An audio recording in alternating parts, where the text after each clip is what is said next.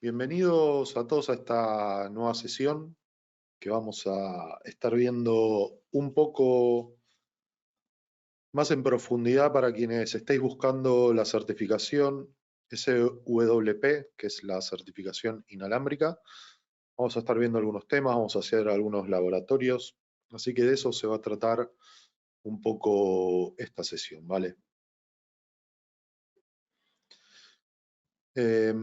Tengo la presentación también desplegada. Vamos a ver si se ve bien.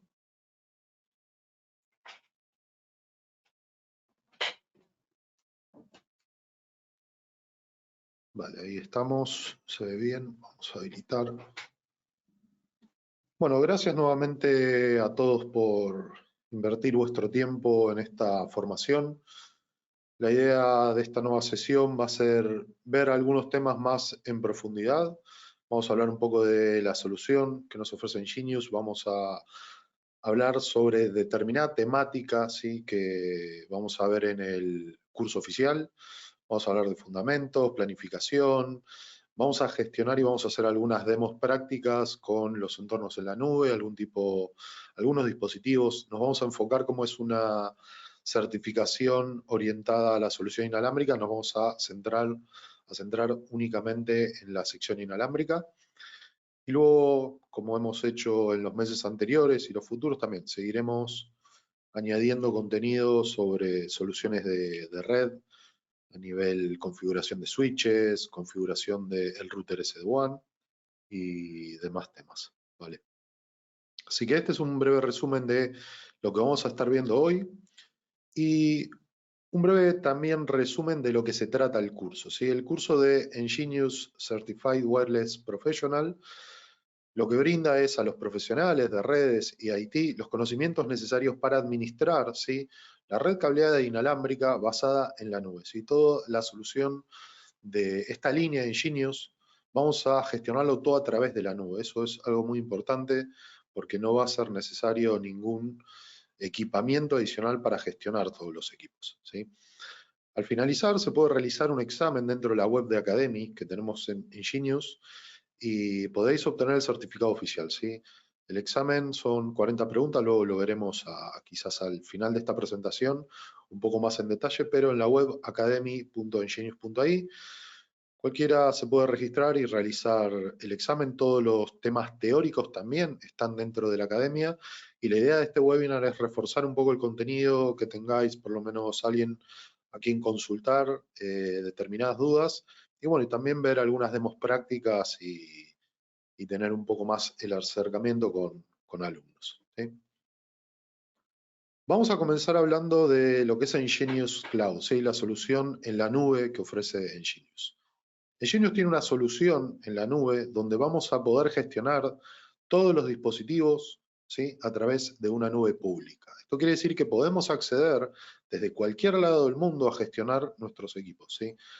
También veremos otros datos adicionales como las aplicaciones, porque tenemos una aplicación diseñada para poder acceder a la nube, así que se puede gestionar desde una interfaz web o incluso desde la aplicación, ¿sí? El entorno en la nube de Enginius es un entorno escalable, ¿sí?, y de alta disponibilidad, que ahora vamos a ver un poco más detalles técnicos sobre este tipo de entorno, ¿sí? Respecto a la infraestructura que utiliza, ¿sí?, se conoce como una infraestructura que se llama FAAS, que es Function as a Service. También se conoce como serverless, ¿sí?, que es una infraestructura sin servidor. Esto quiere decir que todas las funciones que hagamos dentro de la nube, ¿sí?, van a estar relacionadas a secciones en áreas de programación. Entonces, si tuviésemos que aplicar alguna configuración sobre el entorno en la nube, se va a desplegar determinados servidores, ¿sí?, a través de funciones hechas en líneas de programación. Eso es lo que se conoce como serverless. Y eso lo que garantiza es la alta disponibilidad de la red, ¿sí?, y sobre todo la escalabilidad. Por eso podemos adoptar miles de dispositivos, ¿sí?, sin tener que preocuparnos sobre el rendimiento, porque esto va a ir siempre desplegando nuevo equipamiento y también lo que es la disponibilidad, que al ser un sistema tan redundante ¿sí? Vamos a tener siempre el cloud disponible, ¿sí? Ahí hay un breve resumen de lo que son los servidores, serverless y las funciones a nivel conectividad y configuración. Siempre que hagamos algo, se va a desplegar nuevos, ¿sí?, sistemas de infraestructura a través de funciones. Y eso es lo interesante que tiene el cloud respecto a quizás otro tipo de soluciones en la nube, ¿sí? No hay servidores asociados como máquinas virtuales o contenedores, sino que está diseñado todo con funciones. Así que según lo que se necesite y a medida que nuestra red pueda crecer, se va a ir desplegando de forma automática nuevos servicios, ¿sí? Así que esto es lo importante que tiene, ¿sí? Recordar que eh, podéis registraros directamente en el cloud de la nube, no tiene coste, y luego veremos un tema de licenciamiento asociado, ¿sí? Pero es un licenciamiento orientado a equipamiento, no al entorno de la nube. La nube es gratuita, cualquiera se puede registrar ahora mismo, adquirir un equipo y ya gestionarlo 100% en la nube. Respecto a seguridad, que también es algo muy importante para Ingenious, vamos a separar dos áreas que se conocen como data plane y lo que es el plano del cloud, ¿sí?, del management. Esto quiere decir que vamos a tener un plano de administración, ¿sí?, que va a ser para nuestros equipos, y luego vamos a tener un plano que es para la gestión del cloud, ¿sí? Toda la información que hagamos en cualquier access point, sea switch, o sea el equipo de SD-WAN, todo lo que sea la información a nivel LAN no se comparte para nada con Ingenious, ¿sí? Queda todo en lo que es el plano de datos. Para lo único que nos va a servir la conexión del cloud es para configuraciones. La comunicación es únicamente por configuraciones y para chequear estadísticas, pero no hay nada a nivel privacidad que se envíe a un entorno en la nube. La nube sirve únicamente para ver gráficas y para configuración, ¿sí? Esto para que quede claro, muchas veces nos han preguntado sobre los aspectos de seguridad y quería aclararlo, ¿sí? Por un lado, el data plane va a ser nuestra información que queda a nuestro lado y finalmente el cloud management para la configuración. Todo esto se hace con una conexión segura, ¿sí?, a través de un túnel seguro. Vamos a comenzar hablando sobre fundamentos inalámbricos, ¿sí? Que vamos a hablar de lo que es RF, unidades de medidas, vamos a hablar sobre degradación, el repaso sobre más que nada los estándares y también sobre la tecnología inalámbrica. Algo a tener en cuenta siempre que hablemos de radiofrecuencia, va a estar medido, vamos a tener varios valores, ¿sí?, para medir determinadas opciones, más que nada en un diseño.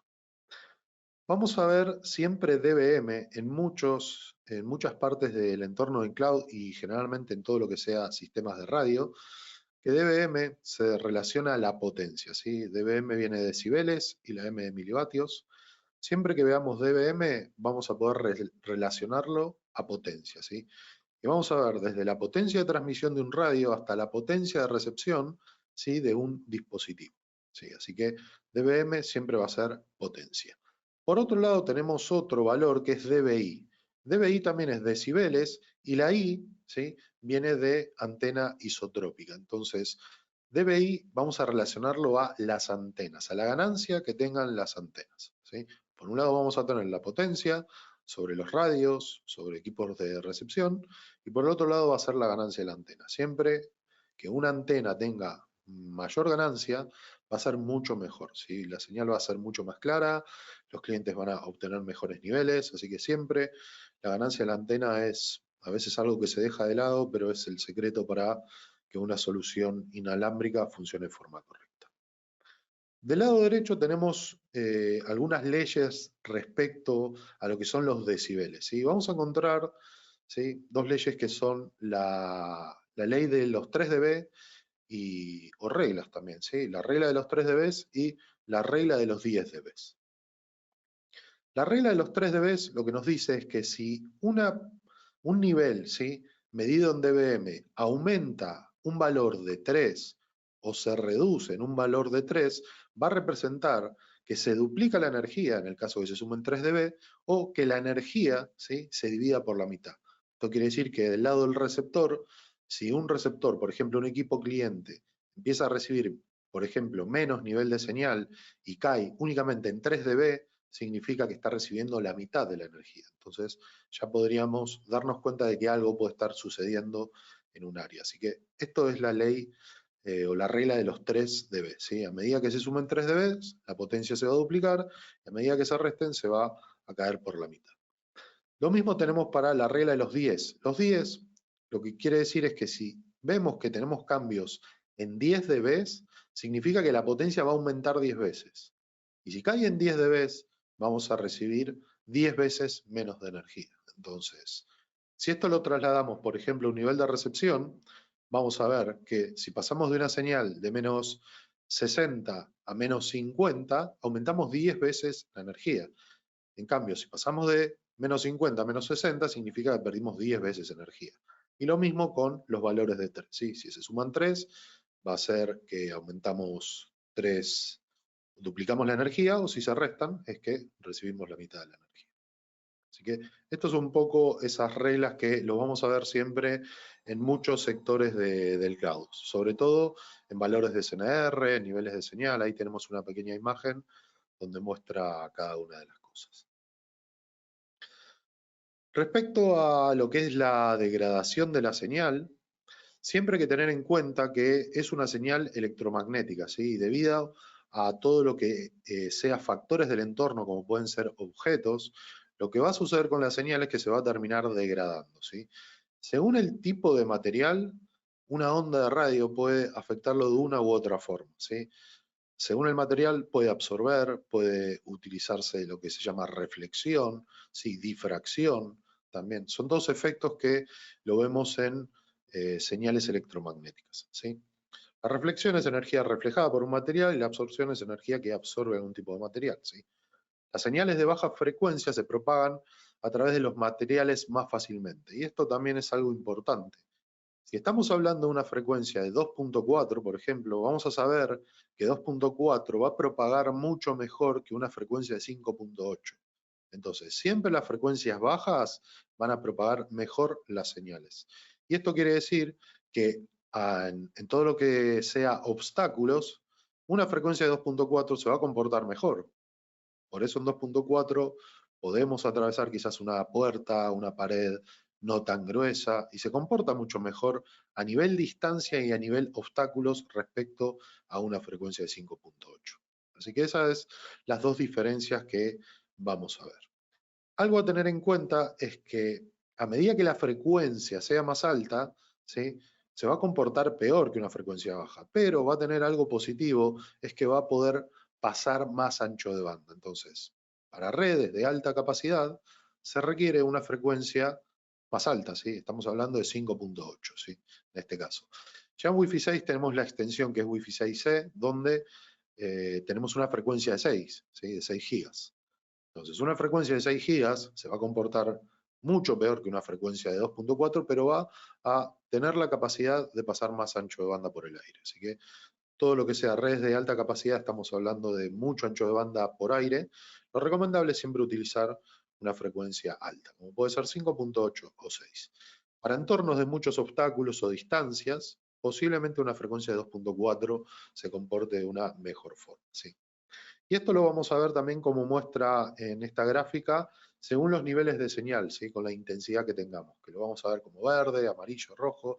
Eso va a depender del nivel de recepción que tengamos. Así que siempre lo ideal es tener los niveles de recepción lo más alto posible, porque eso se va a traducir en que se puede, en que un cliente pueda alcanzar una velocidad mucho más alta.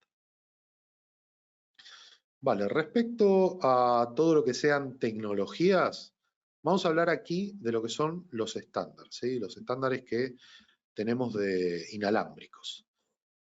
Aquí tenemos un resumen de todos los estándares a través de los años, ¿sí? Actualmente estamos en el estándar 802.11ax, ¿sí? Que es Wi-Fi 6. O sea, ese es el último estándar. Pero en el año 1997 salió el primer estándar, que fue el 802.11, luego siguió el A, el B, el G, el N, AC y el AX. AC y AX son los estándares más nuevos, también se utilizan N, ¿sí? Así que entre N, AC y AX son los que generalmente estamos trabajando. Del 802.11 al 802.11G son los que se conocen como legacy, son los antiguos, ¿vale? Que tenían determinadas características, sobre todo el ancho de banda que se puede ver en la última opción, la última columna. Podemos comparar desde el primer estándar, que tenía una capacidad máxima de 2 megabits, hasta el último estándar, que es el AX, que tenemos una capacidad de 9.6 gigas. Así que, dependiendo ¿sí? de modulaciones, cantidad de antenas, vamos a lograr más o menos ancho de banda. Pero a medida que fue saliendo un nuevo estándar, se fue mejorando esto, la capacidad de ancho de banda, ¿sí? Y también la tecnología, ¿sí? Respecto a modulaciones, a cómo se comporta con interferencias y determinados valores adicionales. Pero siempre lo que va a suceder cada vez que sale un nuevo estándar va a ser mejorar la capacidad inalámbrica y también mejorar técnicas de propagación en muchos casos. Así que ahora siempre vamos a estar trabajando sobre estándares nuevos y esto va a seguir ¿sí? creciendo y vamos a tener nuevos estándares como por ejemplo Wi-Fi 7, ¿sí? Calculo que ya en los próximos años vamos a tener un nuevo estándar. ¿Sí? Recordar que en el caso de Wi-Fi 6 tenemos la extensión de 6 gigas, ¿sí? Que es la extensión de Wi-Fi 6E. ¿Vale?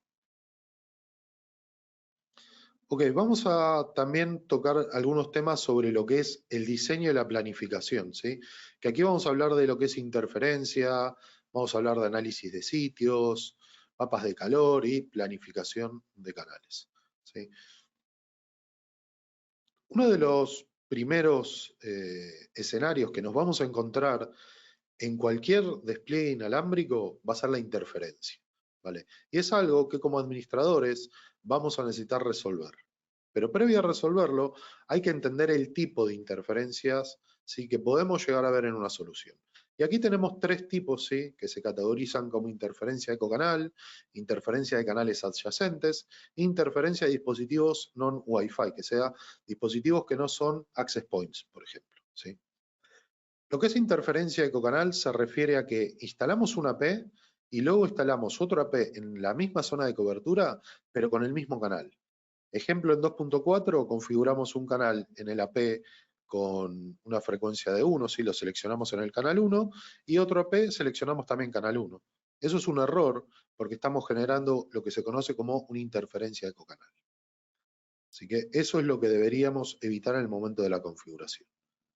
Tenemos otro tipo de interferencia que es la interferencia de canales adyacentes. Esto, como muestra en el gráfico, instalamos un AP en el canal 4, otro en el 5 y otro en el 6. No se están interfiriendo sobre los canales principales, ¿sí? que se conocen como portadora, sino que se están interfiriendo sobre canales adyacentes, ¿sí? o sea, los que tengan de forma lateral. Así que también es un tipo de interferencia que vamos a encontrarnos y tiene que ver también con el diseño. La idea es evitar este tipo de diseños inalámbricos cuando sean nuestros propios APs. La interferencia la vamos a encontrar igual, porque puede ser que hagamos una separación perfecta de canales, pero tengamos otros APs de la competencia, ¿sí? Interfiriendo en nuestros mismos APs. Entonces lo que debemos hacer es tratar de evitarlo de la mejor forma. Y la otra solución que tenemos la otra interferencia son dispositivos que no son access points. Por ejemplo, cualquier dispositivo que trabaje en una banda ¿sí? de operación, como puede ser un microondas, dispositivos de Bluetooth, teléfonos inalámbricos que funcionan en la banda de 2.4, 5.8. Eso va a generar interferencias también, pero no son APs, ¿sí? Así que al no ser APs, vamos a luego comentar algunas herramientas para tratar de analizar un poco estas fuentes de ruido e intentar resolverlas. Aquí tenemos una pequeña gráfica sobre lo que son los canales de 2.4 y la interferencia. En 2.4 tenemos únicamente una separación de 5 MHz ¿sí? entre canales y canales. ¿sí? Esto realmente es poco en 2.4. ¿sí? Recordar que 2.4 también es una frecuencia muy saturada. Y la recomendación siempre en lo que sea diseños de 2.4 es hacer configuraciones con máximo 20 MHz de ancho de canal, ¿sí? Porque en 2.4 tenemos poca disponibilidad de canales, ¿sí? De utilizar los canales que tiene disponibles. Por ejemplo, en Estados Unidos, en América tenemos del canal 1 al 11 disponibles.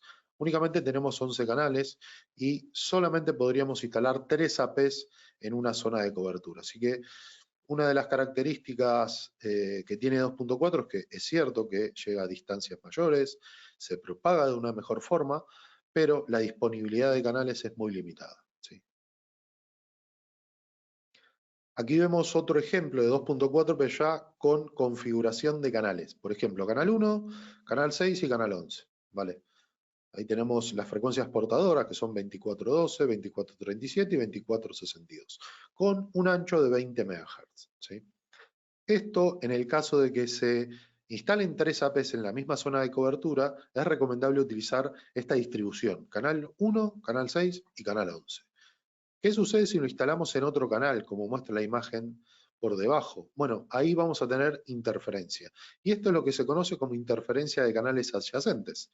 Instalamos una AP en el canal 1, otro AP en el canal 6, otro en el canal 11 y también un cuarto AP en el canal 3. ¿Sí? ¿Qué va a suceder? Que se van a interferir los canales adyacentes, como muestra en la imagen de debajo. ¿Sí? Se ve en las zonas rojas que se está interfiriendo sobre unos bordes, ¿sí?, de los otros canales. Esto es interferencia de canales adyacentes. Otro tipo de interferencia sería la de cocanal. Si hubiésemos instalado el cuarto AP en el canal 1, canal 6 o canal 11. Si hubiese sucedido eso, ya directamente tendríamos una interferencia total sobre la portadora. Así que también es malo. ¿Sí? Siempre hay que tratar de diseñarlo de la mejor forma.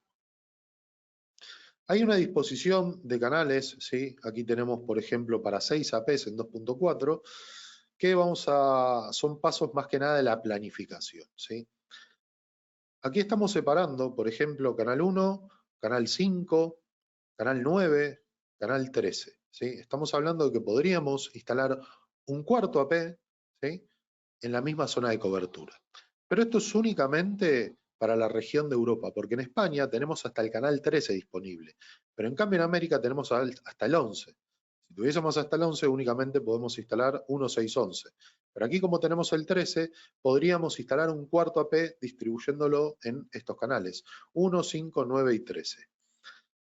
Ahí puede ser que me digáis, vale, pero hay una interferencia de cocanal, y es cierto, hay una leve interferencia.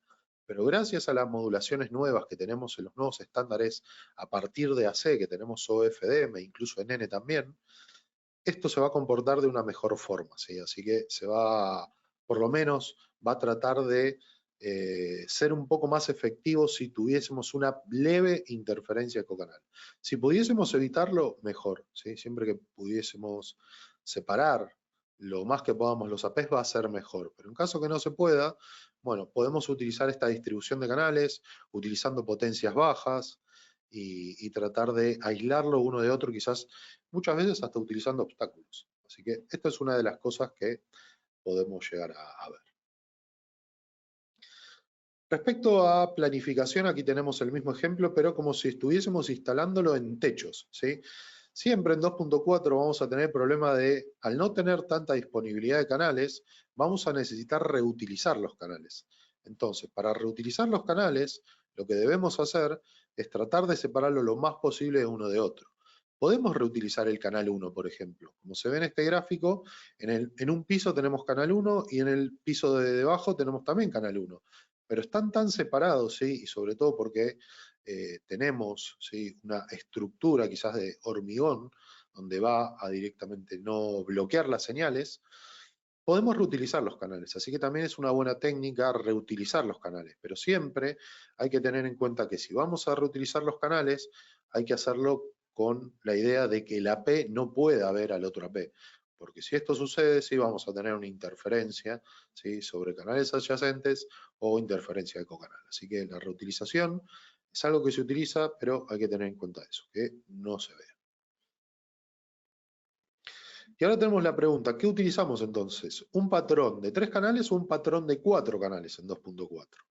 Bueno, es una temática que se lleva debatiendo, ¿sí?, muchos años, pero muchos estudios también se han podido demostrar que la utilización de 4 canales, a pesar de tener esta leve interferencia, puede lograr el mismo rendimiento que el patrón de 1.6.11, ¿sí?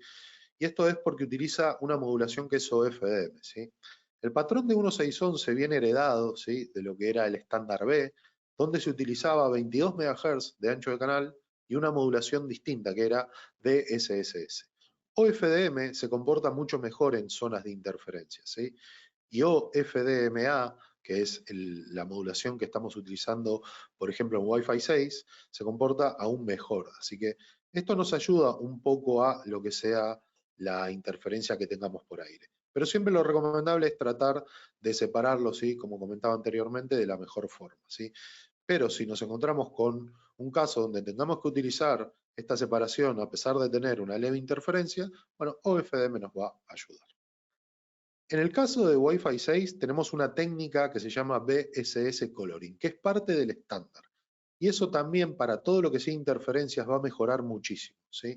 Sobre todo porque ahora un dispositivo puede identificar en esto que se llama coloring, que se puede decir que es como un color. Un equipo cliente puede identificar una P por colores. En realidad no es un color, sino que es un valor numérico, pero para que quede más claro se puso el nombre de coloring, donde cada P va a tener quizás distintos colores. Y el cliente va a saber, según las tramas de transmisión, a qué AP corresponde. Y de esta forma puede diferenciar en entornos de mucha interferencia realmente si es el AP en el que está asociado, donde está recibiendo una interferencia, o es de otro AP. Así que esto es únicamente para Wi-Fi 6. También, ya que estamos pensando en cómo está evolucionando los estándares, la idea sería siempre trabajar con últimos estándares porque nos da esta posibilidad de mejoras por lo menos a lo que sea interferencia, ¿sí? Y también para el patrón de 4 canales nos va a ayudar muchísimo esta técnica, ¿sí? Esto es únicamente en Wi-Fi 6. Para estándares anteriores, por ejemplo de AC hasta, digamos, N, porque los legacy no los voy a tener en cuenta, va a ser bastante útil. O sea, la separación es algo importante utilizar. En Wi-Fi 6 tenemos esta pequeña ayuda. Para todo lo demás, separación de 3 canales o de 4 canales, ¿sí? Tenemos herramientas que nos van a ayudar mucho en estos escenarios, ¿sí? Aquí hay algunos ejemplos de herramientas que son herramientas que lo que realizan es un análisis del sitio basándose en la cantidad de APs o de redes, ¿sí?, inalámbricas que hay en un área. Las más conocidas son Insider, ¿sí?, que tenemos disponible para PC y para Mac. Tenemos AirPod Utility para iOS, tenemos Wi-Fi Analyzer, tanto para Android y también para Mac. Y son este tipo de herramientas, así como se ve en esta gráfica. Son herramientas que cuando las ejecutamos vamos a ver todos los APs según la perspectiva del dispositivo que se esté ejecutando, que puede escuchar, ¿sí? Al ver estos gráficos nos podemos dar cuenta qué canales son los que están más ocupados. Aquí, por ejemplo, vemos canal 1, canal 6 y canal 11 que están realmente saturados. Y en canal 5 tenemos un espacio para lograr una instalación de quizás otro AP. Así que también es algo importante, ¿sí?, utilizar este tipo de herramientas, porque si no las utilizamos, no vamos a saber qué canales vamos a necesitar configurar en el AP, ¿sí? Si bien Engenius tiene algunas técnicas y tecnologías asociadas a esto que luego las comentaré, a nivel diseño siempre lo primero que debe hacer un administrador va a ser seleccionar el canal. Y para seleccionar el canal es necesario utilizar algún tipo de herramienta, ¿sí? Esta es un ejemplo de, según el sistema operativo, una herramienta que podríamos utilizar. Pero ¿qué sucede si tuviésemos, por ejemplo, en un área una interferencia que no venga de una AP, ¿sí? Por ejemplo, de algún equipo de electrónica, ¿sí?, que esté trabajando en la misma frecuencia de operación de la AP? Este tipo de herramientas no va a detectar ese ruido, porque esto es una herramienta que analiza más que nada APs, ¿sí?, access points, en lo que son las frecuencias de operación que tienen que ser iguales a la del dispositivo que esté escaneando. Pero estas herramientas no van a analizar fuentes de ruido que no sean de los APs. Para esos casos es necesario utilizar un analizador de espectro. Engenius y varios modelos de Engenius tienen el soporte, ¿sí?, de un analizador de espectro integrado, ¿sí?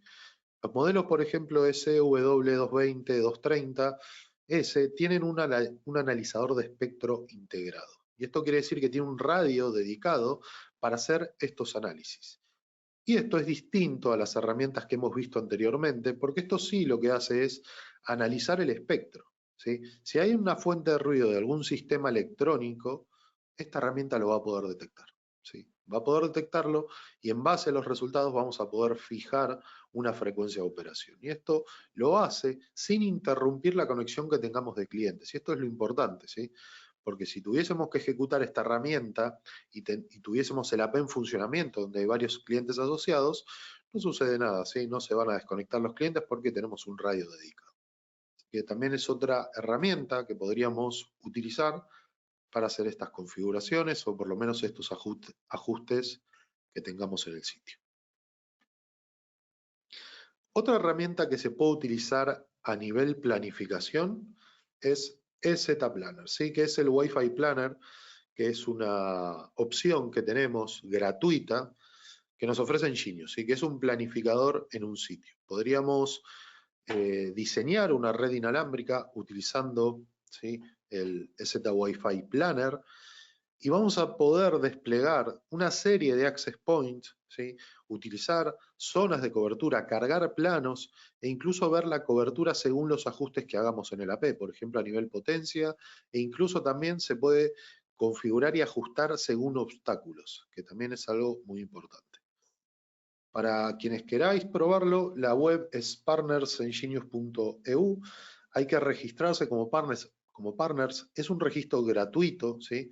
Así que cualquiera se puede registrar como partner de forma gratuita y probar esta herramienta para todo lo que sean diseños inalámbricos, ¿sí?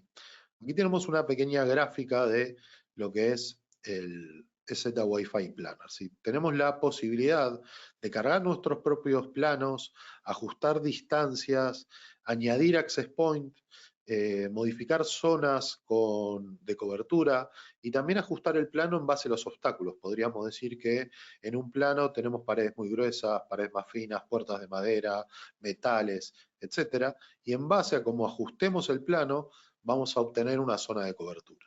Así que también es indispensable por lo menos diseñar, ¿sí?, estos planos para tener una idea de cómo puede funcionar la solución inalámbrica y también para presentarlo al cliente.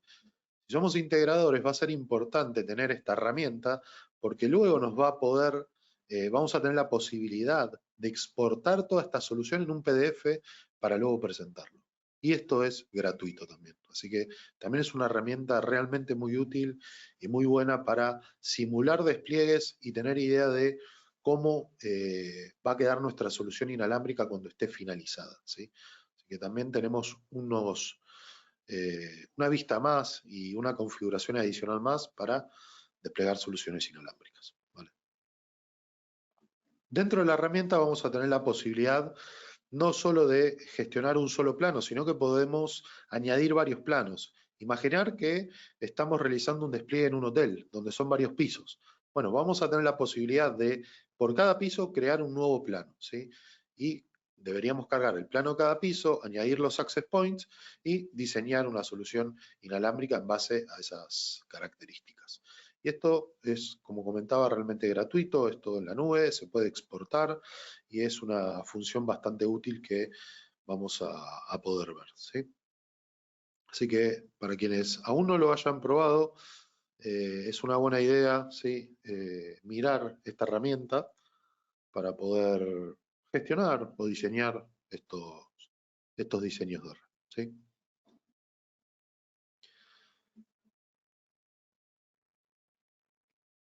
Vale, aquí tenemos otro tema que es el de inicialización, que aquí ya nos vamos a meter en lo que es la configuración, ¿sí?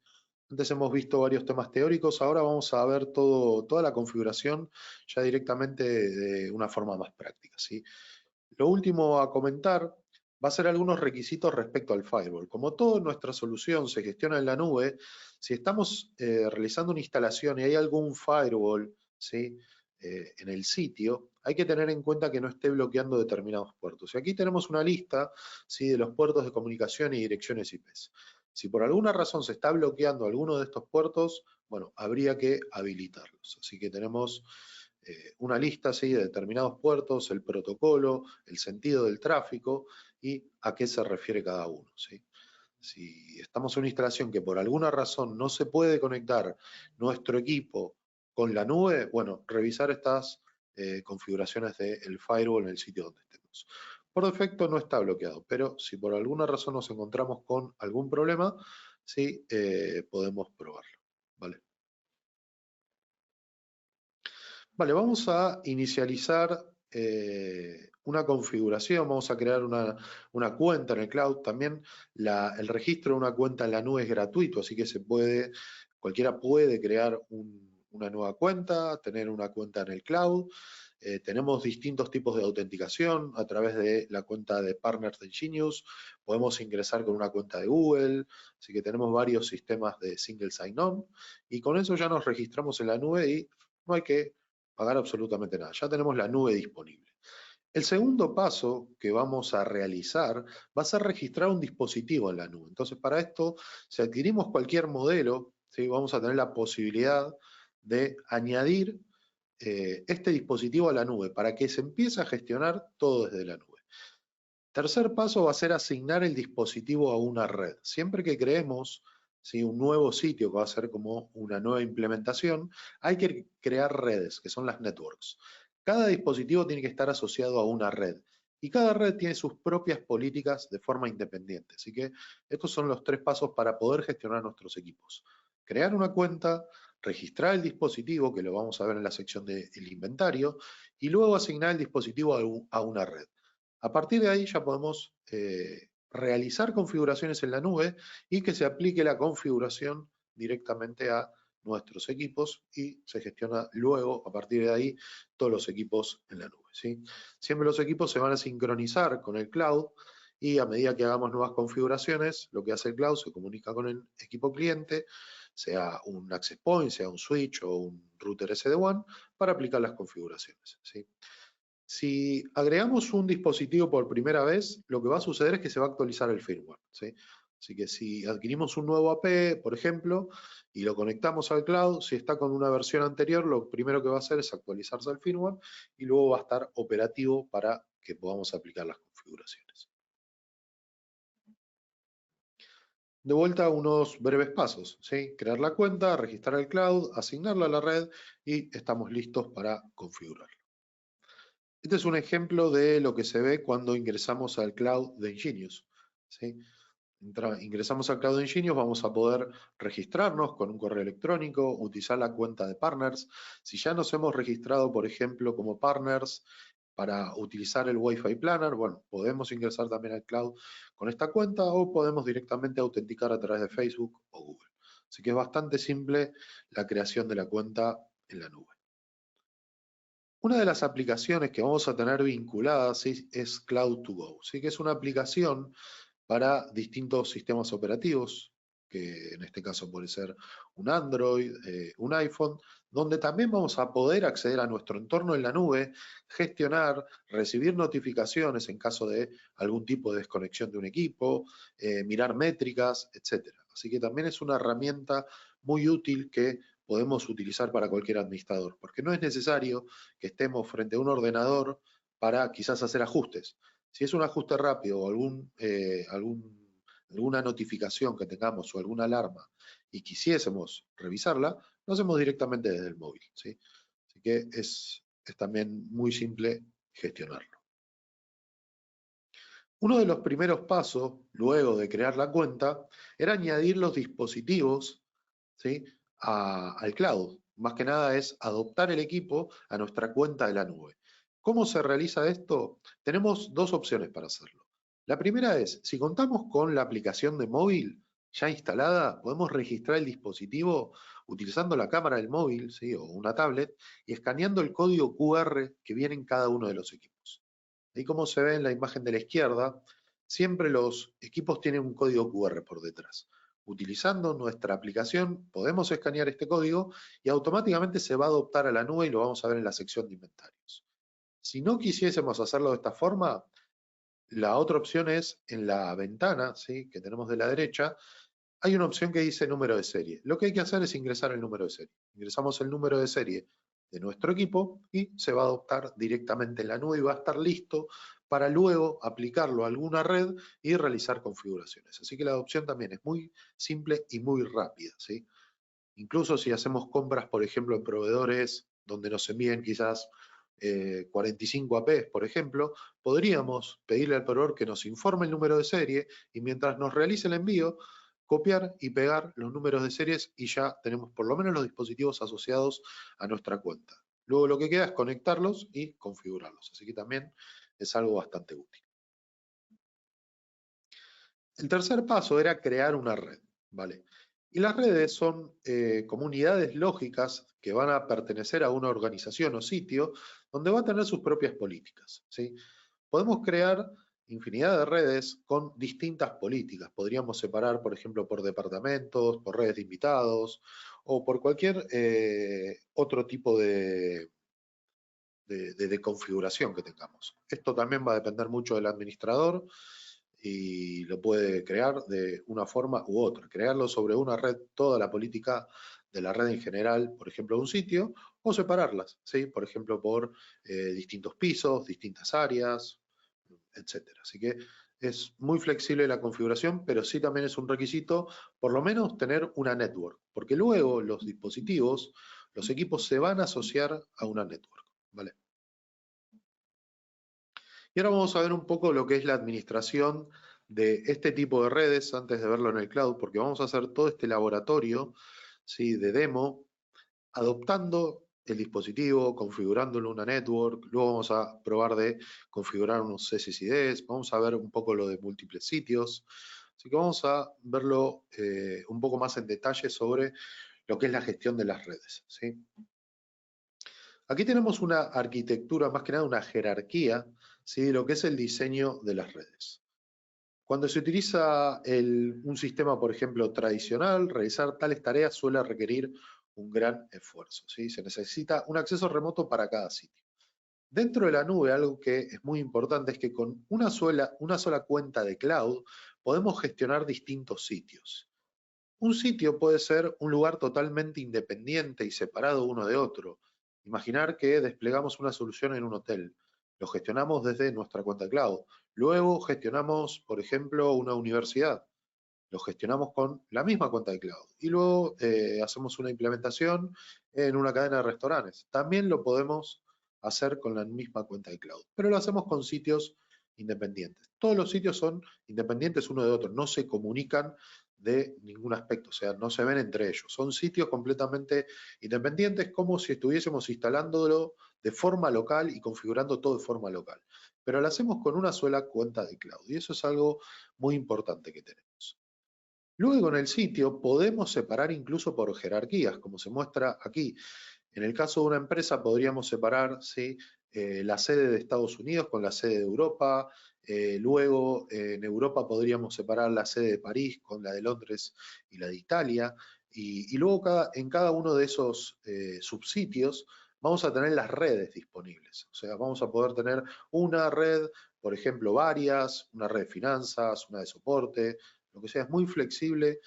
Podemos tener una jerarquía totalmente compleja, ¿sí?, desde un sitio hasta una red a un sitio con varias jerarquías, donde tenga varias sucursales, donde en cada sucursal existan distintas redes, etcétera. Así que tenemos un control total sobre esto. Y luego hablaremos un poco de los usuarios que pueden gestionar esto.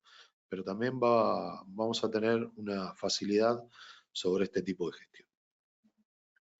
Y esto es lo que se ve del lado del cloud, ¿vale? Del lado del cloud vamos a ver estos sitios, ¿sí?, como se muestra aquí, donde cada uno de los sitios va a tener una jerarquía, que pueden ser redes, como se muestra en este primer caso, o luego se ordenan como si fuesen carpetas. Entonces, cada organización puede separarlos, ¿sí?, por diferentes sedes, con diferentes networks asociadas, etcétera. Así que también es muy flexible.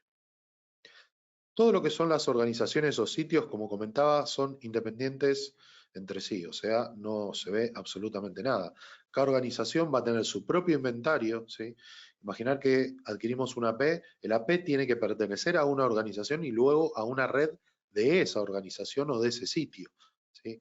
En el momento que adoptamos equipos, siempre lo hacemos sobre un sitio, ¿sí? Entonces, cada sitio va a tener su propio equipamiento y su propio inventario.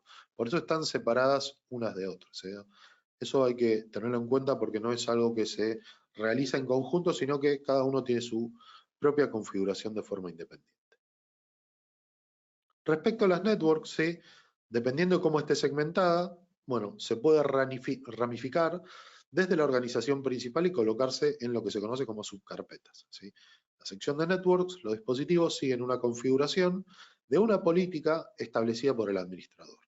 Esto quiere decir que si creamos, por ejemplo, varias networks, podríamos definir una network que distribuya determinados SSIDs, otra network que distribuya otros y que tenga también una configuración de VLANs, otra network que tenga otra configuración. Así que cada network va a seguir sus propias políticas y los dispositivos asociados a esa network van a seguir la política de la network, ¿sí? De la network a donde estén asociados.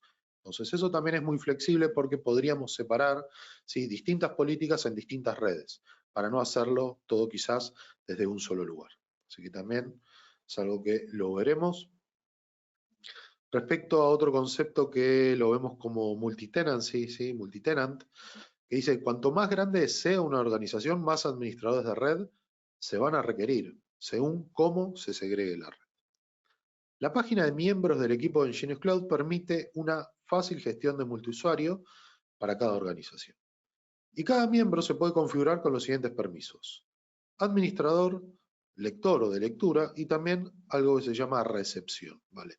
El administrador va a ser quien tenga el control total sobre la organización o redes específicas o el portal de recepción. El lector puede ver la organización o redes específicas, pero no puede aplicar ningún cambio. Y luego tenemos un usuario de recepción que únicamente tiene acceso a un portal de recepción para la gestión de los vales, de los vouchers o de los cupones. Esto es cuando utilizamos la opción de hotspot, ¿sí? Dentro de hotspot vamos a poder crear un usuario específico para que únicamente gestione esta sección, que generalmente va a ser un usuario, por ejemplo, de recepción, un recepcionista, alguien que pueda gestionar los accesos a redes de invitados a través de vouchers. O sea, este usuario es exclusivo para esa sección de hotspot. Pero ese usuario no puede gestionar nada de la red de las networks, de los APs, aplicar políticas, no puede hacer nada. Lo único que hace es gestionar los vouchers. Luego, a nivel gestión de equipamiento, vamos a tener el administrador con el control total y el lector. ¿Vale? Algo a tener en cuenta respecto a esto es que es muy flexible porque podríamos darle permiso, por ejemplo, a que tenga acceso de administración al sitio completo o incluso a una red específica. O sea, podríamos crear varios usuarios que tengan algunos acceso completo al sitio, otros que únicamente puedan gestionar una network, otros que puedan leer otra network. Así que también es muy flexible todo lo que sean la gestión. Y esto es para cuando son varios técnicos que gestionan una solución, ¿sí? Quizás haya un administrador global y luego existan otro tipo de administradores enfocados a cada una de las redes, donde no pueden configurar otras redes ni hacer configuraciones en el sitio, solamente pueden gestionar la red a la que tienen permiso. Así que esto es lo que se conoce como multitenant, así que tenemos múltiples accesos respecto a usuarios. Y también aumenta también la seguridad, ¿sí? Porque no damos un acceso total al sitio o a los sitios, sino a donde quisiésemos que accedan y puedan realizar cambios. Respecto a los APs, ¿sí? Los APs se pueden agrupar por red, siempre que sean APs o switches o routers, se van a tener que agrupar por red. Dependiendo del administrador de la red, se puede configurar de varias formas: sucursal o sitio, edificio o departamento. Y esto es a través de lo que comenté antes sobre las networks, ¿sí? Esto depende 100% del administrador, y el administrador va a poder diseñar, ¿sí?, el despliegue según sea más conveniente, ¿sí?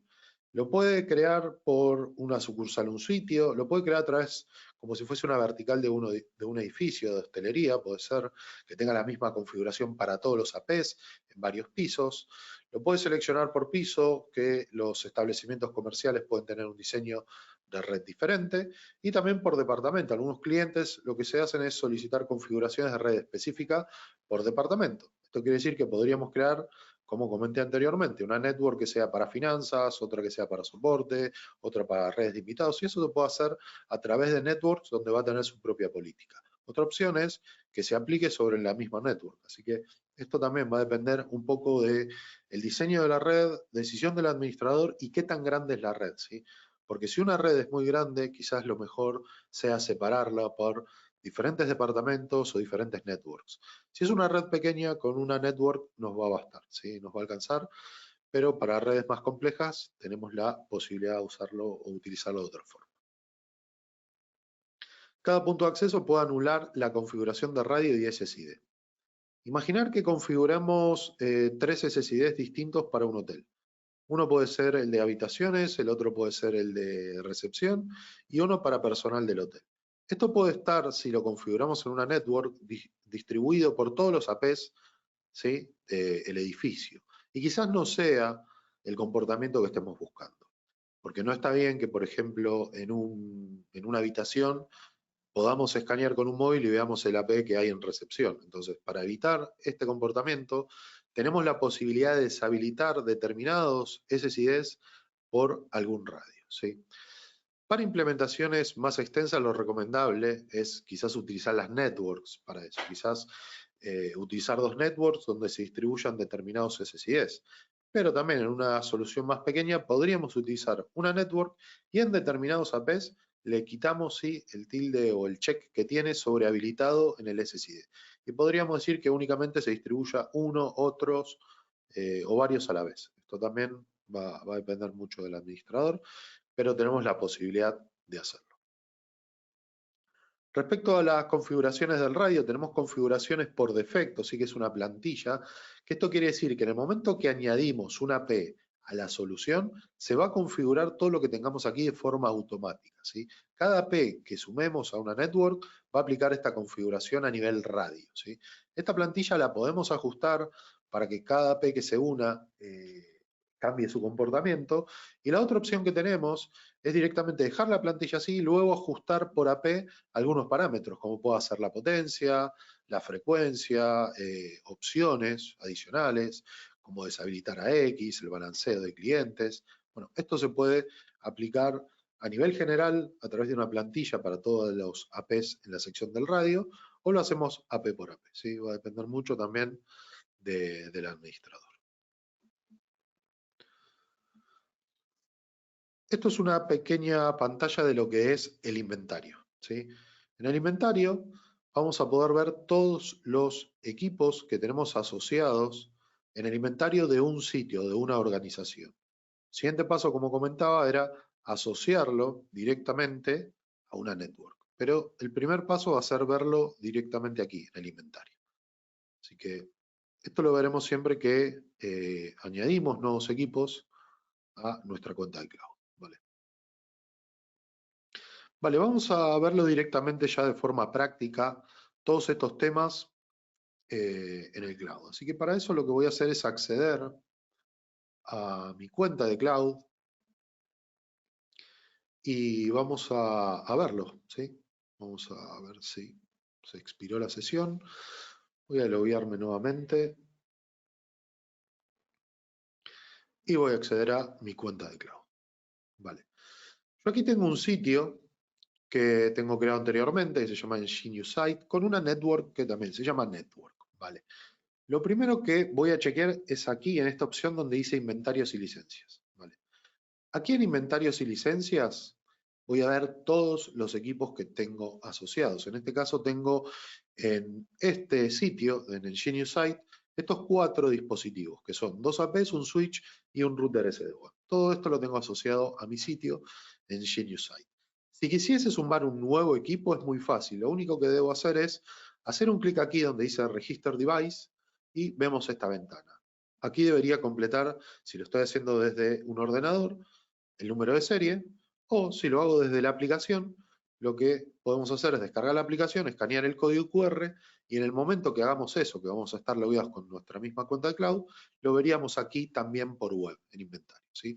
Así que esas son las 2 opciones que tenemos. Lo hacemos a través de escanear el código QR o ingresando el número de serie, ¿vale? Así que este es el primer paso donde aquí ya lo tengo, ¿sí? Tengo varios equipos. ¿Cuál era el segundo paso? Tengo que asociar estos equipos a una network, ¿vale?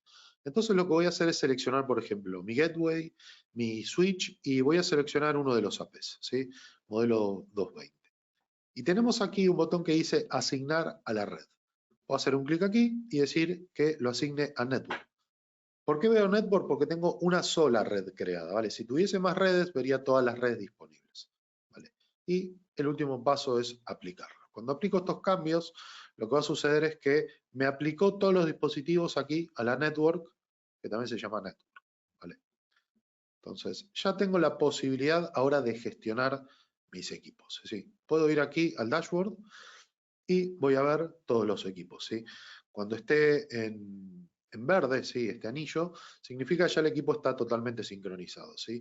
Veo un equipo offline y otro equipo offline, que es el switch LAP, que ahora con el tiempo lo que va a suceder son algunos minutos, se va a terminar de adoptar en la nube y ya voy a poder configurarlos. Esto es porque ya tengo directamente creado este sitio, ¿sí?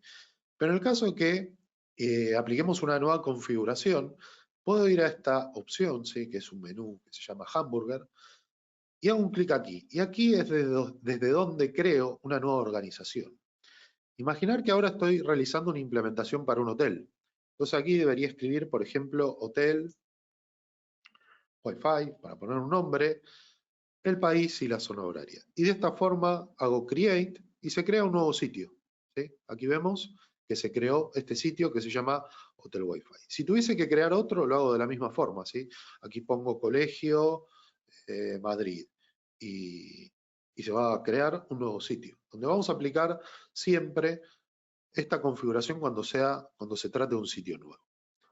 Ni bien creamos el sitio, lo siguiente es crear la network, ¿sí? Aquí veo que GeniusI tiene una network, pero el hotel que acabo de crear no tiene ninguna network. Entonces lo que debo hacer es directamente crearlo. Hago un clic aquí en Add Network y aquí, por ejemplo, le podría especificar red hotel.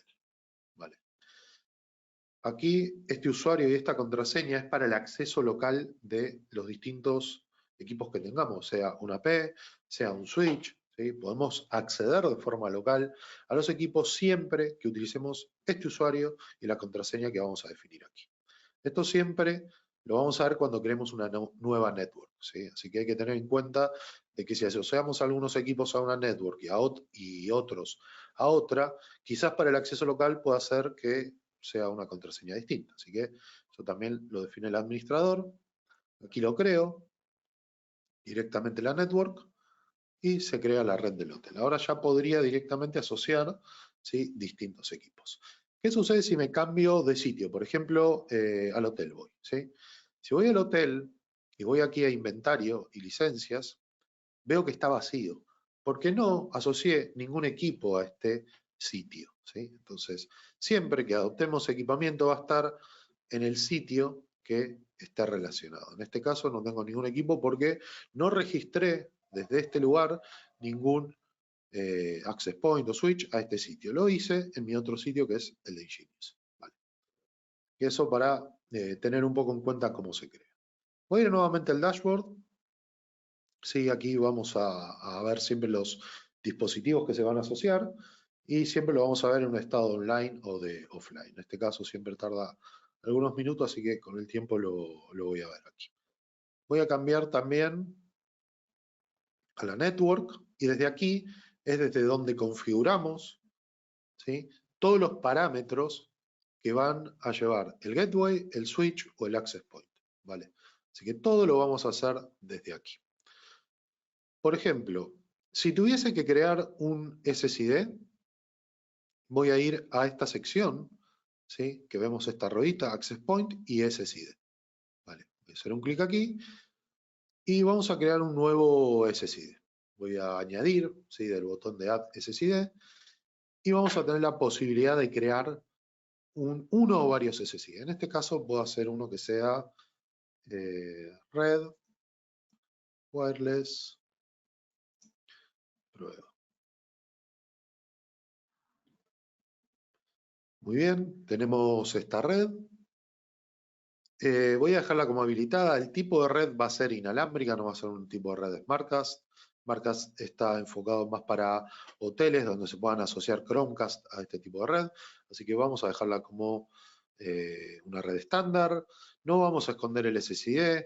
Aquí, dependiendo del equipo, podemos seleccionar los radios, ¿sí? Que van a estar activos. Aquí voy a dejar, por ejemplo, el de 2.4 y el de 5. Y desde aquí voy a seleccionar la seguridad de la red, ¿sí? Puedo seleccionar una seguridad abierta, WPA A2 PSK, también tenemos la versión 3 y también versiones Enterprise a través de quizás radios, ¿sí? Si selecciono WPA2, aquí necesito definir una contraseña, ¿sí? Aquí defino una contraseña y si observamos a medida que voy cambiando la contraseña va cambiando el código QR. Esto quiere decir que ni bien terminemos de configurar esta contraseña, podríamos imprimir este código QR, pegarlo en algún lado y alguien escanearlo y que ya se asocia a nuestra red inalámbrica. Así que esta es otra opción interesante que tenemos. Y otra opción para las licencias Pro es que tenemos este soporte que se llama WPA2 MyPSK, que tenemos la posibilidad de que distintos usuarios se conecten a la P con otra contraseña distinta a esta, ¿sí? Y esto también es algo interesante, quizás si quisiésemos separar por usuarios, ¿sí? El acceso, ¿sí? Podríamos decir que varios usuarios tengan una contraseña y otros usuarios tengan otra contraseña. Incluso que se asigne a una VLAN distinta. Así que esto también es otra de las opciones que tenemos. Tenemos el soporte para Fast Roaming, aquí tenemos 802.11r. En este caso no lo voy a activar y debería activarse únicamente si sabemos que los equipos clientes de la red tienen este soporte, ¿sí? Si cuenta con este soporte podemos activar esta opción. Si no lo sabemos, podríamos dejarlo desactivado porque si está activo puede ser que si el equipo cliente no tenga el soporte tengamos algunos problemas de desconexión. Así que si estamos seguros que tenemos el soporte en los equipos clientes lo activamos, si no, no. Otra de las opciones que tenemos es 802.11w, ¿sí? Que aquí nos dice, siempre que marquemos el mouse por encima, nos va a dar una pequeña ayuda. Y habla de los frames protegidos, ¿sí? Protected frame. Esto quiere decir que van a ser tramas protegidas. ¿Para qué? Para ataques de autenticación. Si un atacante puede ejecutar ataques de autenticación sobre clientes y lo que va a suceder es que se desconecte el cliente de la P y luego se vuelva a conectar. El objetivo del atacante es capturar esas tramas que tengan en el aire, ¿sí? Y intentar descifrar la llave inalámbrica. Así que utilizando esta opción podemos hacer que ese ataque no sea efectivo. Y esto lo podemos aplicar a todos los clientes o para quienes tengan soporte. También igual que la opción anterior, deberíamos activarlo para todos los clientes en caso de que supiésemos que tienen el soporte. Si no, podríamos dejarlo aquí, solamente para determinados clientes. Este SSID podemos relacionarlo a una VLAN. ¿Sí? Aquí, desde esta opción la podríamos crear. No tengo que crear la VLAN, pero lo podríamos crear. Y también tenemos una opción de configuración que en realidad tenemos tres opciones de configuración respecto a direcciones IP para los clientes. La primera es el modo bridge. El modo bridge es la configuración por defecto. Esto quiere decir que si tenemos el AP en modo bridge, el cliente va a obtener un IP del servidor que tenga por el DHCP. ¿Sí? Tenemos un DHCP en la empresa, lo que va a hacer un cliente cuando se asocia a la AP es obtener un IP de ese DHCP. ¿Vale? Este es el modo bridge. Otra opción que tenemos es el modo NAT. En este caso, el cliente no va a obtener un IP del DHCP de la empresa, sino que va a obtener un IP de un DHCP que tiene interno el AP. ¿Sí? Aquí tenemos la dirección que generalmente entrega. Esto lo podemos cambiar, pero entregaría una 172.16.00/12. Así que si no quisiésemos que los usuarios compartan la misma dirección de la red quizás corporativa, podemos aplicar esta opción, ¿sí? También lo podemos hacer a través de VLANs, pero bueno, esta es una opción integrada muy simple donde se separa la red corporativa de la de clientes. Entonces se va a hacer un NAT sobre esta red que va a estar creada por el AP, ¿vale? Y la última opción es a través de un túnel GRE sobre Ethernet, Ethernet over GRE, que básicamente puede comunicarse con el DHCP a través de un túnel de GRE, ¿vale? Así que también esto requiere una licencia. Otra de las opciones que tenemos es la asignación dinámica de VLANs. Si tuviésemos el ejemplo que tenemos varias VLANs creadas, podríamos aplicar esta opción y decir que cada vez que se conecte un cliente, se asigne el cliente a una VLAN distinta. Por ejemplo, podríamos especificar la 100, la 12, la 15, la 20, y esto lo que va a suceder, lo que va a pasar es que cada vez que alguien se conecte, lo va a asignar uno a la 100, otro a la 12, otro a la 15, a la 20. Así que también, dependiendo de la aplicación, se puede utilizar esta opción. Tenemos habilitado el análisis de tráfico por aplicación. Esto quiere decir que vamos a tener como un gráfico donde nos va a decir los usuarios a qué aplicaciones están accediendo. Esto hace una identificación por IP, ¿sí? Donde podemos identificar si están navegando por Netflix, por Instagram, por Facebook. Bueno, puede hacer una identificación de tráfico. Así que también, por defecto, bien activa. Si quisiésemos mejorar el rendimiento de la API, esto lo podemos también quitar. Dentro de las funciones avanzadas tenemos el aislamiento de capa 2. Es perfecto para redes de invitados. Esto lo que hace es que cada cliente que esté conectado al mismo IP no se vea entre ellos. El soporte de multicast DNS habilitado, lo podemos habilitar o quitar. Y también el band steering. Esto quiere decir que los clientes siempre van a intentar conectarse al radio de 5, pero en caso de que la señal sea por debajo de este umbral, van a conectarse al radio 2.4. Así que también tenemos esta opción. Y luego tenemos otra opción que es para el tráfico de broadcast, ¿sí? Que es BSM Suppression, que aquí también nos da una especificación que lo que va a hacer es bloquear o dropear todo el tráfico de broadcast y multicast en las interfaces inalámbricas, excepto tráfico prioritario, como puede ser ARP y DHCP. Esto también va a mejorar la eficiencia inalámbrica si no tuviésemos quizás dispositivos o si tuviésemos en realidad muchos dispositivos que envíen mucho tráfico de broadcast por aire. Así que también estas son las opciones avanzadas. Aquí voy a dejar una contraseña y voy a hacer clic en siguiente. En siguiente vamos a tener la limitación de ancho de banda, que lo podemos aplicar por cliente o por SSID, ¿sí? Y aquí es básicamente una limitación de ancho de banda y tenemos una pequeña tabla donde nos indica una referencia de según el tipo de tráfico, el ancho de banda que consume, ¿sí? Otra de las opciones es el portal cautivo, ¿sí? Que es el hotspot. Desde aquí lo activamos y tenemos todas estas opciones de autenticación, que va a ser click-through, que lo que va a suceder es que el usuario se conecte, se vea una ventana de autenticación y lo único que tiene que hacer es aceptar términos y condiciones, una autenticación a través de usuarios de Ingenious, utilizando un radius customizado, utilizando un servicio de vouchers, utilizando un login social, y para las versiones Pro tenemos a través de LDAP, de Active Directory, de Google LDAP y de Azure Active Directory. ¿Sí? Por el momento la opción de Facebook Wi-Fi no está activada porque hay algunos problemas del lado de Facebook, así que quizás en un futuro se vuelva a añadir, pero actualmente está desactivada. Luego, respecto a Hotspot, tenemos un comportamiento que puede ser redirigirlo a la página original o redirigirlo a otra web, ¿sí? Esto es útil cuando instalamos un hotspot en un sitio, por ejemplo, público o en un hotel, en un restaurante, donde el usuario ingresa, por ejemplo, a Google, ve la ventana de hotspot, se autentica y luego se redirige a la página original que hizo la petición del usuario, en este caso Google. Pero podríamos cambiar este comportamiento aquí, redirigirlo a otra web. Si tuviésemos, por ejemplo, una web donde ofrezca determinado contenido promocional, lo podemos escribir directamente aquí y el usuario, en vez de ir a Google, va a ir a nuestro contenido y luego puede seguir navegando. Así que también es otra de las opciones que tenemos.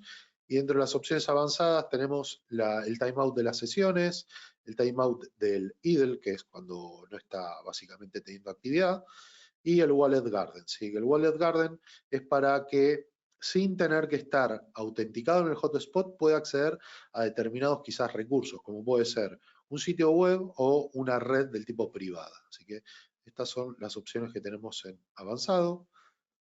En el caso de tener activo el hotspot, vamos a dejar esta opción. Vamos a ir a la siguiente pestaña y tenemos el splash page. Esto quiere decir que podemos modificar esta página que ve el usuario. Aquí lo podemos cambiar, por ejemplo, bienvenido a la red. Y aquí podemos cargar nuestro propio logo, utilizar términos y condiciones, así que podemos gestionarlo también de una forma muy simple, o la otra opción es enviarlo a otro portal cautivo externo. En caso de que tengamos una solución ya de hotspot, directamente se reenvía a nuestra solución que tengamos instalada. Luego a nivel agendado, sí que es scheduling, podríamos activarlo y decir que este SSID se active, por ejemplo, en este template, disponible de 8 a 5 de la tarde todos los días. Y lo que va a suceder es que de 8 a 5 el SSID va a estar público, si no va a estar apagado. Lo podemos utilizar con otro o directamente con nuestro propio diseño, ¿sí? Vamos a decir que de lunes a viernes de 9 a 18 esté activo y los fines de semana esté en modo deshabilitado. Así que también tenemos esta opción, lo voy a quitar. Y luego tenemos el control de acceso, que básicamente son para bloquear usuarios, ¿sí? En caso de que veamos algún comportamiento inusual, podríamos bloquearlo o utilizar una lista de BIP. BIP se utiliza cuando estamos creando el hotspot y tenemos algunos dispositivos que no se pueden autenticar, pero quisiésemos que se unan a esa red. Uno puede ser dispositivos de IoT, impresoras. Ese tipo de dispositivos no puede loguearse en una web de hotspot, ¿sí? Entonces, para ese tipo de dispositivos lo añadimos, ¿sí?, a esta lista, ¿vale? Si no es el caso, bueno, directamente no lo aplicamos y listo. Voy a chequear un poco cómo quedó. Esto lo voy a quitar, no voy a utilizar el hotspot. He creado la red inalámbrica con una contraseña y lo último que queda es hacer un clic en Apply. Cuando hagamos en Apply, se va a aplicar este SSID, ahí dice que se creó correctamente, y vamos a verlo, ¿sí?, de esta forma, ¿sí? Entonces, esta es la forma que tenemos de crear el SSID, por lo menos para nuestra primera red, ¿sí? Vamos a ver cómo quedó el sitio. Aquí tengo una network. Voy a hacer una gestión, por ejemplo, que hemos hablado de la jerarquía. Aquí puedo añadir una jerarquía. Por ejemplo, dentro de mi sitio voy a seleccionar planta 2, ¿sí? Y voy a hacer un clic en crear. De aquí voy a crear, ¿sí?, esta jerarquía en carpetas donde tengo planta 2. Y en planta 2 puedo añadir una nueva red, ¿sí? Por ejemplo, red planta 2. Voy a dejar todo por defecto y voy a asignarle una contraseña. Así que de esta forma también es donde se crea la jerarquía. Voy a tener una network sobre el sitio y tengo una jerarquía en planta 2 donde tengo otra network. Y aquí podría añadir más networks, ¿sí? En planta 2 quizás tengo varias redes. O incluso también crear otra jerarquía que sea planta 2, planta 3, planta 4, etc. Es algo muy flexible. E incluso puedo hacer una dentro de otra. Por ejemplo, aquí puedo decir soporte, ¿sí? Vamos a también hacerlo por planta 2 y por departamento. Así, aquí tengo soporte y en soporte también añado otra nueva red. Red, soporte. ¿Sí? Vamos a definir la contraseña y de esta forma voy creando las diferentes topologías a nivel red. Así que por eso hablo de que es bastante flexible esta configuración, ¿sí? Luego desde la opción de configuración vamos a configurar el SSID y en la primera opción donde tenemos el access point, ¿sí?, puedo hacer un clic aquí en detalles y puedo hacer configuraciones sobre el AP, ¿sí? Esto quiere decir que voy a poder configurar diferentes características. Por ejemplo, puedo hacer un clic aquí y decir que el canal va a ser el canal 1, la potencia de transmisión va a ser de 3 dBm, el data rate mínimo va a ser de 1 mega y el ancho canal lo voy a dejar a 120. Y en el radio de 5 voy a decir que tenga este canal, que tenga más potencia, quizás 12 dBm, esta opción, y un canal también en vez de 80, de 40. ¿Vale? Y esto lo hago solo por AP. Así que esta es una configuración individual a nivel AP. ¿Vale? Dentro de la AP puedo ver los logs. Voy a darle siguiente para que no aplique esos cambios. Puedo ver los logs que tenga el AP y también los clientes asociados, que en este caso no hay ninguno, pero que pueda llegar a tener el AP. Así que esta es únicamente para la configuración del lado del AP. Podemos añadir una foto para identificarlo de forma visual o en el caso que estemos en alguna implementación muy grande, saber cuál es el equipo y el direccionamiento que tenga a nivel IP. Por defecto siempre viene con DHCP, pero podemos configurarlo con una IP estática en caso de que sea necesario y también con una VLAN de management. ¿Vale? Así que esto es la configuración de la AP. Y dentro de la configuración de la ruedita que tenemos Access Point, hemos visto el SSID, pero no hemos hablado del template, que lo vimos antes en la presentación. Y este es el template que se aplica cada vez que añado un nuevo AP a esta network, ¿sí?, que se llama network. ¿Qué va a hacer? Va a aplicar esta configuración. potencias de transmisión, data rate mínimo según estas configuraciones, canales de 20.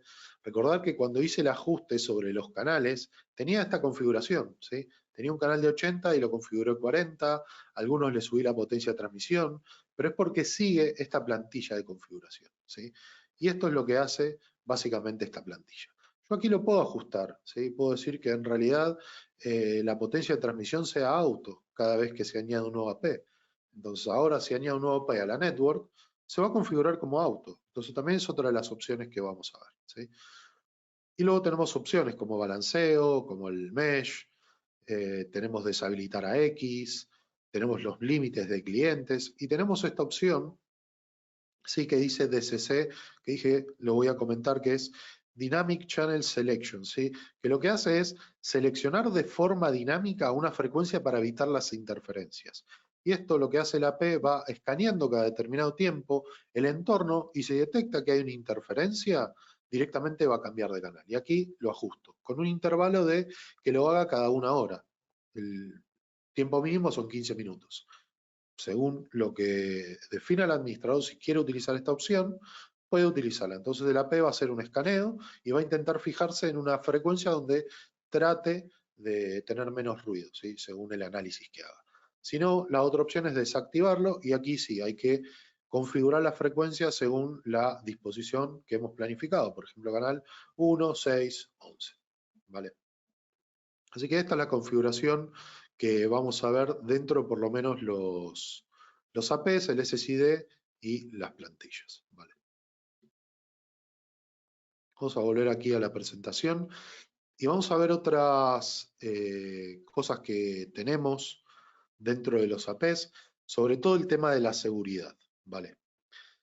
Hay algunos APs que tienen algunas opciones de seguridad avanzadas a través de algo que se conoce como AirWord, que es un diseño 100% Ingenious, ¿sí? Lo que tiene Ingenious es un soporte para los APs de seguridad con controles bastante avanzados y que lo que va a hacer es proteger nuestra red inalámbrica de eventuales ataques, ¿sí? Así que siempre va a ser ayudar a los administradores para detectar estos ataques y poder tomar alguna acción, ¿vale? AirWord lo que va a hacer es detectar, analizar y eliminar amenazas inalámbricas.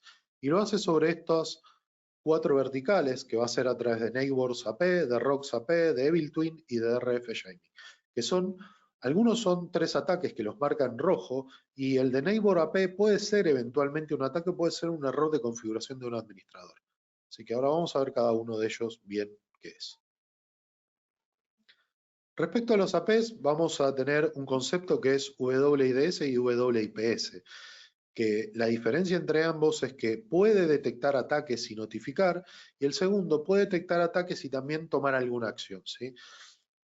A medida que tengamos nuevas revisiones, ¿sí?, de los firmwares, vamos a tener el soporte de WIPS, ¿sí? Actualmente tenemos soporte de WIDS, ¿sí?, donde nos va a detectar una amenaza y nos va a notificar el tipo de amenaza, ¿sí?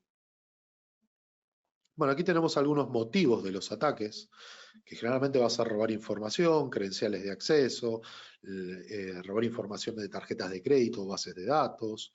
Bueno, tenemos muchos motivos por la que una red inalámbrica puede ser atacada. Así que, dependiendo mucho de la motivación, bueno, es determinados ejemplos que vamos a ver, ¿sí?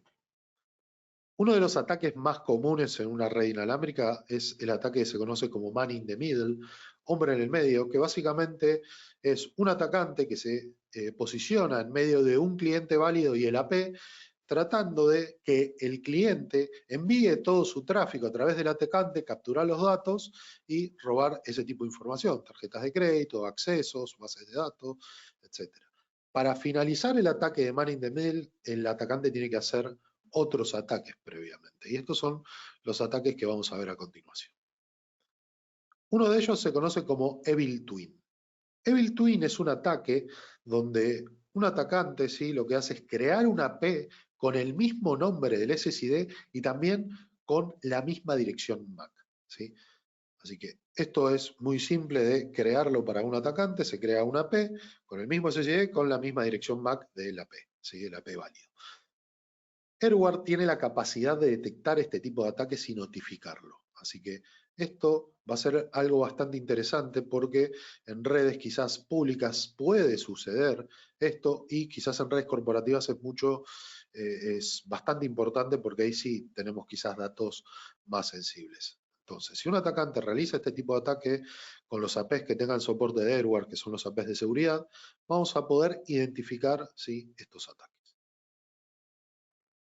El segundo ataque puede ser un ataque o no, que es una mala configuración. En este caso, tenemos el mismo SSID, ¿sí?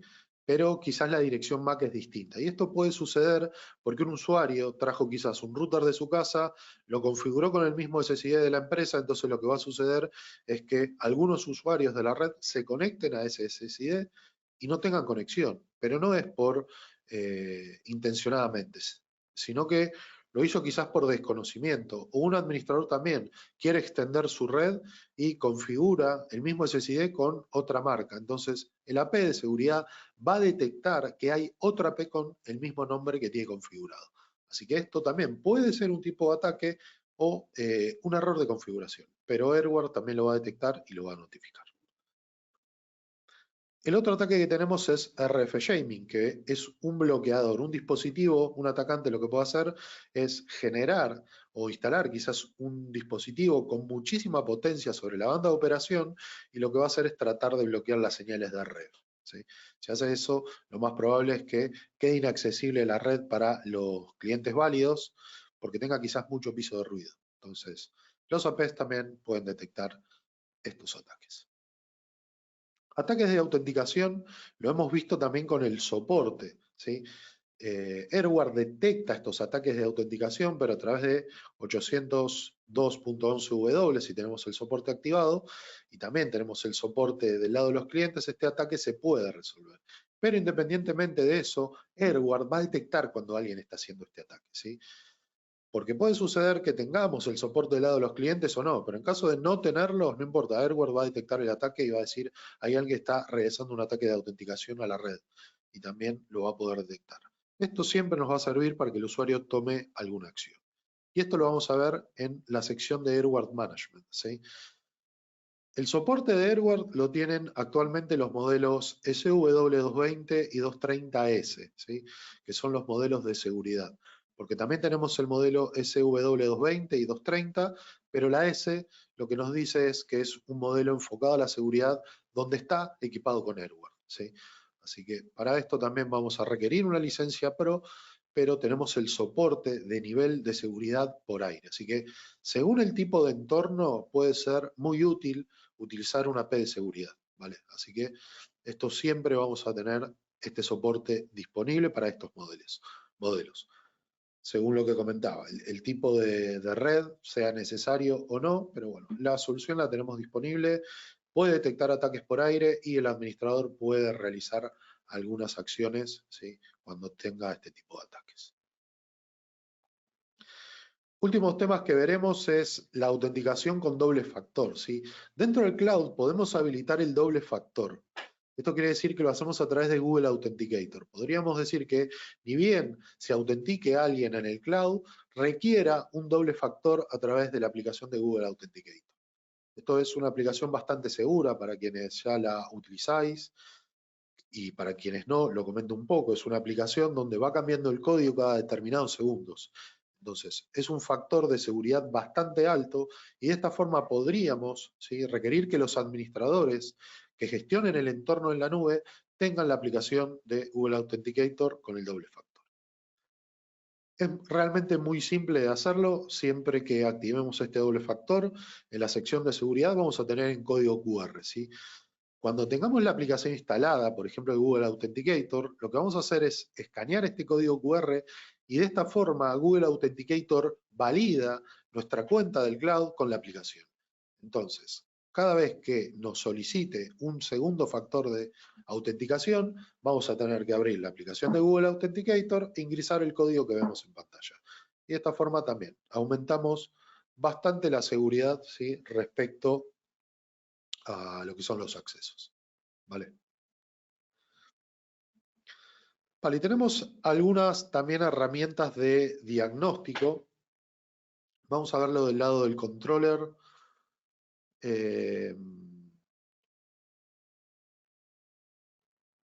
Algunas herramientas de diagnóstico que...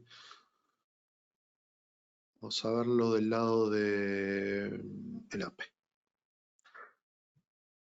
Vamos a ver si me deja porque lo veo en offline.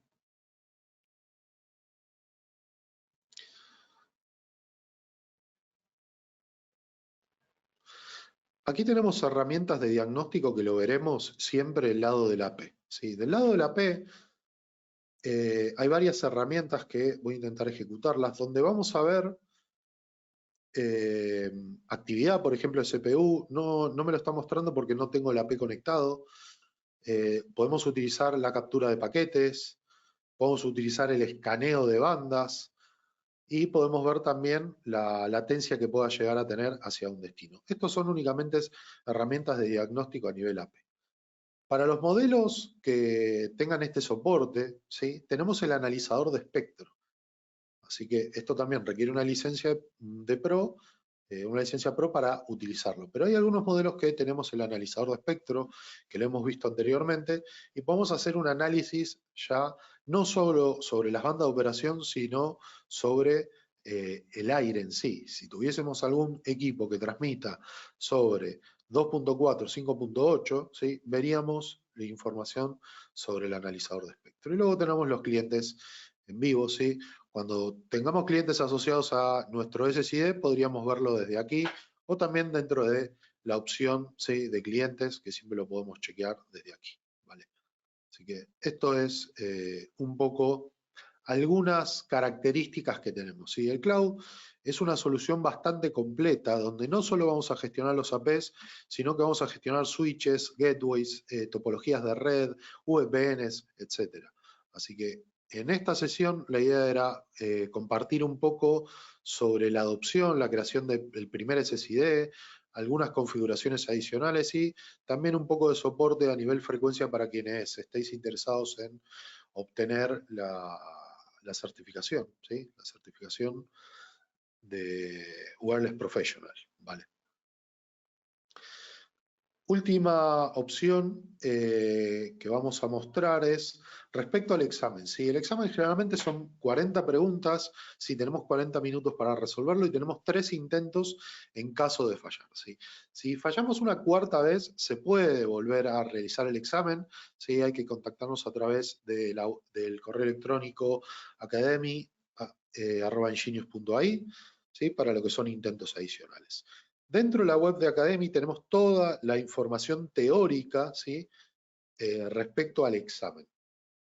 Así que para quienes realicéis el examen y queréis obtener esta certificación, lo ideal sería repasar por lo menos todo el contenido teórico, muchos de los laboratorios los hemos hecho aquí, muchos de los temas teóricos a nivel RF también los hemos comentado, pero podéis volver a repasarlo y la idea de esta sesión era ayudaros un poco a resolver determinadas dudas y configuraciones.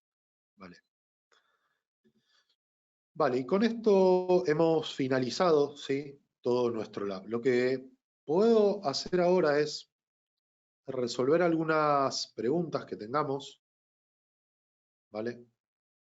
Así que creo que tenía algunas preguntas.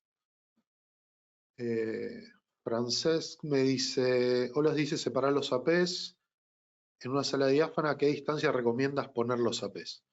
Bueno, respecto a distancia de los APs, lo que se recomienda es, dependiendo de la potencia, ¿vale? Si tenemos APs con mucha potencia, lo ideal sería separarlo lo más posible, lo más que podamos. Pero siempre, a nivel recomendación de soluciones inalámbricas, el consejo es tratar de manejar potencias bajas, ¿sí? Es preferible instalar más APs a nivel calidad de señal y bajar las potencias. Así que un poco va a ser eso, ¿sí? Separarlos a nivel, si es mucha potencia, bastante, y si es menos potencia, los podríamos tener cerca. ¿De qué otro factor depende? Del sitio, ¿sí? Si es una, como me comenta, una sala diáfana, quizás no tengamos obstrucciones, pero dependiendo si tenemos un entorno con obstrucciones, sí vamos a tener que, quizás podamos aprovecharlos y utilizar potencias altas y separarlos quizás en menos distancia. Eso va a depender mucho del entorno. ¿Se puede poner la altura del AP en AZ Planner? No, no se puede. Lo que se puede marcar es la distancia. ¿Sí? No se puede marcar la altura de los techos, pero sí se puede marcar la distancia directamente del plano. ¿Vale? Tengo esas dos preguntas únicamente. Si tenéis alguna duda respecto al examen, respecto a cualquier contenido, lo podemos plantear ahora, ¿vale? Vale, Emilio me comenta en asuntos certificaciones, hay 4 tipos de certificaciones. ¿Es recomendable comenzar por Essentials, SNS antes del CWP? Sí. Si aún no conocéis la solución, recomendaría comenzar por el Essentials. Es una solución, perdón, es una certificación inicial, bastante corta. Los va a ayudar un poco a conocer un poco más la solución y luego seguir con la SWP. ¿Sí? Recordar que todo esto lo tenemos en la sección de academia, así que podemos empezar de la más básica hasta la más completa, ¿sí? Así que sí, recomendaría a Emilio comenzar por ahí. De nada, Francés. Miguel me pregunta, hola, ¿en Map y Floor Plan se configura el mapa de la topología? Lo que quiero saber si me estás preguntando sobre el EZ-Planner. Creo que sí, ¿sí? Y sí, se configura el mapa de la topología.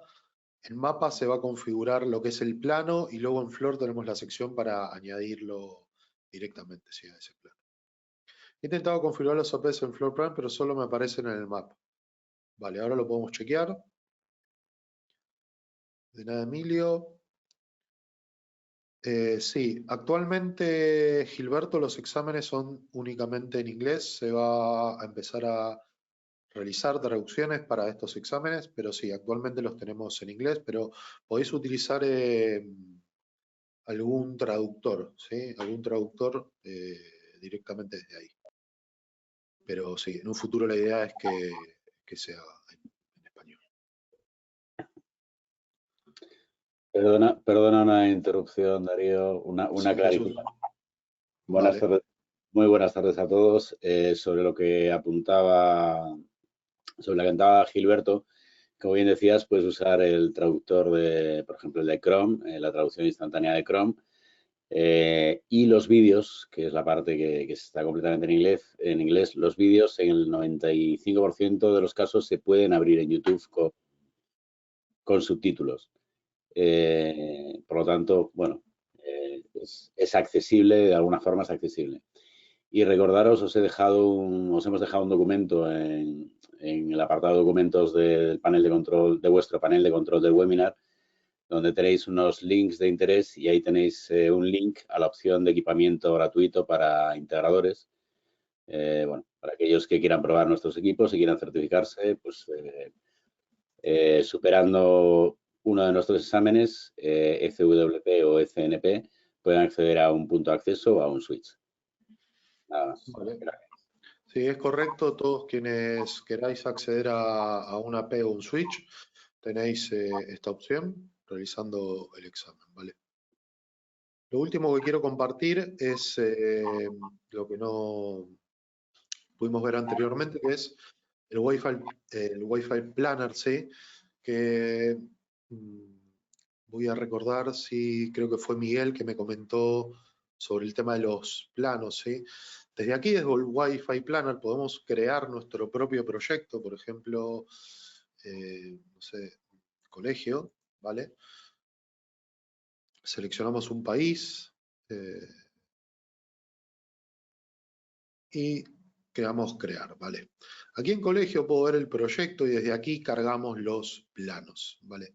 De aquí, por ejemplo, ponemos plano y utilizamos una imagen, ¿sí? Para cargarlo en caso de que siempre tengamos. Aquí puedo cargar una imagen, cualquiera, y aplicarlo, ¿vale? Esto va a ser el plano que tengamos de directamente un piso. Desde aquí, si hacemos un clic en New, podemos añadir más pisos con nuestros propios planos. Lo primero que nos pregunta es setear la escala. Aquí, por ejemplo, puedo setear la escala y un pequeño truco que me ha enseñado es, si marco aquí una puerta y selecciono 0.80 en metros, se va a ajustar.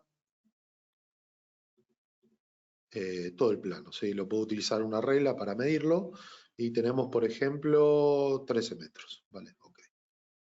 Y cuando tengo esto configurado, tengo que marcar la primera zona que voy a ofrecer la solución inalámbrica. Así que voy a marcar toda esta zona, voy a seleccionar Down, y aquí añado, perdón, el AP, ¿sí? Aquí puedo seleccionar el modelo, todos los modelos que tenemos disponibles, el 220S, perdón, el SW220, ¿sí? Y aquí lo posiciono y selecciono DOM. Y con esto hago un head map y veo la zona de cobertura. Incluso a medida si me muevo, si va a ir cambiando la señal. Aquí no estoy ajustando materiales ni nada, lo hice así rápido como para que se vea la ubicación. Luego lo que habría que hacer es, sí, aquí por ejemplo, crear obstrucciones. ¿Sí? Podría decir que aquí, para que sea más simple, hay una pared, ¿sí? Muy gruesa, de concreto. Lo marco así, rápido, down, y hago nuevamente la zona de cobertura. Y fijaros lo que sucede. Como aquí hay una pared, la señal lo que me marca es que va a ser muy difícil que llegue al otro lado. Entonces, la idea sería ajustar todos estos planos, ¿sí? En base a obstáculos, en base a zonas de cobertura, potencias, y si hago un doble clic sobre la P, puedo también hacer otros ajustes. Por ejemplo, la potencia. ¿Sí? Puedo seleccionar 3 dBm y 3 dBm. ¿Sí? Y fijaros cómo cambia la zona de cobertura. Así que esto es lo que quería mostrar respecto al plano. Podemos descargar el reporte, se nos va a descargar un archivo en PDF y lo podemos ver. ¿Vale?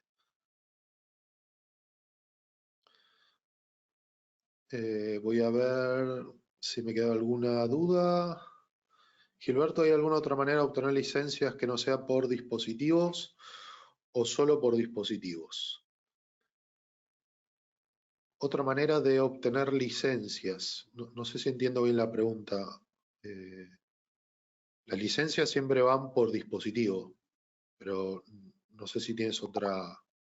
Licencias Pro me refiero. O sea, adquirirlas. Quizás, Jesús, si estás por ahí. Sí, Darío, buenas tardes. Hola de nuevo a todos. Las licencias, en el caso de Ingenious, no tienen que ser adquiridas en la globalidad de la instalación. En otros fabricantes, cuando hacemos una instalación, tenemos que adquirir licencias para cada uno de los equipos. Hablemos de gateways, de switches o de puntos de acceso. En nuestro caso, podemos optar en una misma instalación, en un mismo sitio, por adquirir las licencias de los APs, de los switches o de los gateways. No es necesario que adquiramos en las tres familias, pero sí debemos, si queremos optar a las licencias Pro, pues deberemos adquirir pues, al menos las licencias de los APs o de los switches, aquellos dispositivos que queramos gestionar en modo Pro. Vale. Gracias, Jesús. Creo que, Gilberto, si tienes alguna duda respecto a eso, lo puedes escribir. Pero creo que está bastante claro lo que nos comentó Jesús, que se pueden realmente configurar por distintos equipos, no es necesario a nivel global. Puedo tener Pro para los APs y no para los switches, por ejemplo.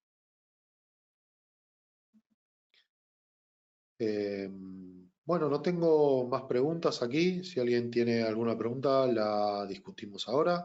Si no, tenéis nuestros contactos de academy@ingenious.ai.